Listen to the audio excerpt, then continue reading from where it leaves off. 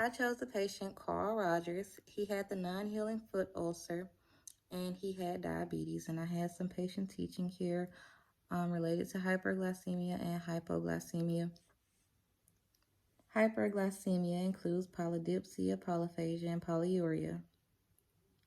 Non-surgical management of hyperglycemia involves nutrition, which you can consult with the dietitian, and blood glucose monitoring, a planned exercise program, and often drugs to lower blood glucose levels.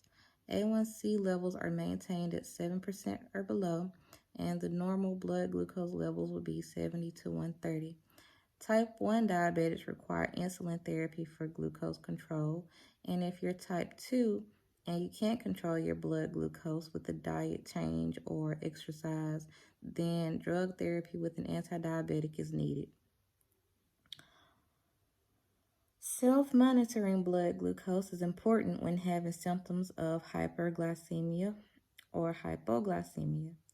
Hypoglycemic unawareness would include periods of illness before and after exercise and adjustments of anti-diabetic drugs.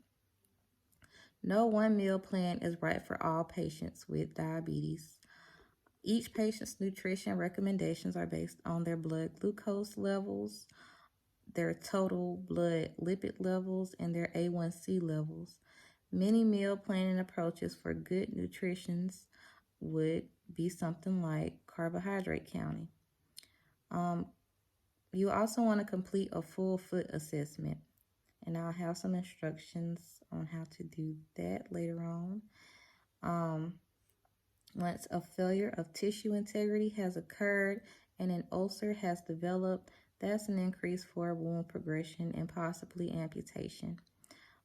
You also want to manage their neuropathy, which is, I'm not sure if Carl had that or not, but if you have diabetes, then you'll have neuropathy, and you want to manage that with maintaining normal blood glucose levels. Also, giving some prescribed gabapentin or tricyclic antidepressants or something that the doctor ordered. Hypoglycemia will be a blood glucose below 70. Symptoms of hypoglycemia include weakness, fatigue, difficulty thinking, confusion, behavior changes, shaky. Their heart might feel like it's pounding, nervousness or sweatiness, and the list goes on. Management of hypoglycemia at home includes treating with 10 to 15 grams of carbohydrates with a glucose tablet or a glucose gel, half a cup of fruit juice, half a cup of a regular soft drink, 6 to hard candies or something like that. This is for mild hypoglycemia. Repeat this treatment if glucose remains less than 60. Eat a small snack of carbs and protein if your next meal is more than an hour away. For moderate hypoglycemia, treat the symptoms with 15 to 30 grams of rapidly absorbed carbs. Retest the glucose in 15 minutes. Repeat treatment if glucose is less than 60. For severe hypoglycemia, give 1 milligram of glucagon intramuscularly, and they will teach you how to do that. Give a second dose if the person remains unconscious, and notify the physician immediately and follow instructions. If the patient is still unconscious, transport the person to the emergency room. Foot care is extremely important to prevent ulcers or amputation. Foot care instructions include inspecting the feet daily, especially between the toes. Wash the feet daily with lukewarm water and soap and dry thoroughly. Apply moisturizing cream to the feet after bathing, but do not apply to the area between the toes. Change into clean cotton socks every day. Do not wear the same pair of shoes 2 days in a row, and wear only shoes made of breathable materials. such as cloth.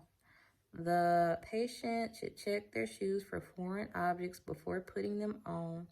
Purchase shoes that have plenty of room for your toes. Wear socks to keep your feet warm. And trim your nails straight across with a nail clipper. See the physician or nurse immediately if you have blisters, sores, or infections. And do not treat blisters, sores, or infections with home remedies. Do not smoke. Do not step into the bathtub without checking the temperature with your wrist or thermometer. And do not use very hot or very cold water. Do not treat corns, blisters, bunions, calluses, or ingrown toenails yourself. Do not go barefoot. Do not wear sandals with open straps or open toes. And do not cross your legs or wear tight stockings that constrict your blood flow. And do not soak your feet.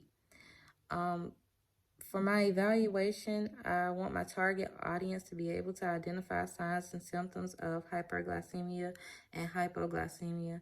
I want my audience to be able to treat hypoglycemia, hyperglycemia, and I want my audience to be able to teach patient foot care.